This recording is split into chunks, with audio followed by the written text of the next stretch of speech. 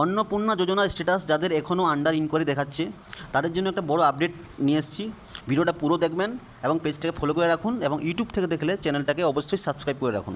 দেখুন, আজকে 10 তারিখ, আজকে যাদের আন্ডার ইনকোয়ারি দেখাচ্ছে ওনাদের উদ্দেশ্যে যে খবর শোনা যাচ্ছে, তাদের আবার ঘুরে রিভেরিফিকেশানস করা হবে।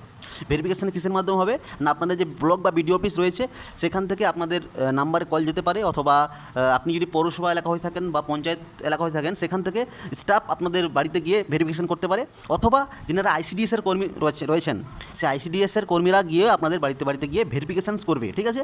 এবং ভেরিফিকেশানসটা তারা সাবমিট করার পরই আপনাদের স্ট্যাটাসটা আরেকবার চেক করবেন, ঠিক আছে, চেঞ্জ হয়েছে কি না। এবং এখানে বলে দিই, যদি আপনাদের স্ট্যাটাস চেঞ্জ না হয়ে থাকে, অথবা যদি আপনাদের বাড়িতে এখনও ভেরিফিকেশানস করতে কেউ না যায় বা কোনো ফোন না আসে, তাহলে ইমিডিয়েটলি যেটা করা উচিত আপনাদের সেটা হচ্ছে আপনাদের পঞ্চায়েত অফিসে অথবা বিডিও অফিসে গিয়ে, ব্লক অফিসে গিয়ে আপনাদের একবার কথা বলতে হবে, ঠিক আছে।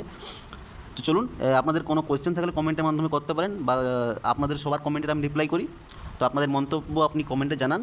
আর এরকম যে কোনো ইনফরমেটিভ ভিডিও পেতে সবার আগে পেজটাকে আজকেই ফলো করে রাখুন এবং চ্যানেলটাকে সাবস্ক্রাইব করে রাখুন।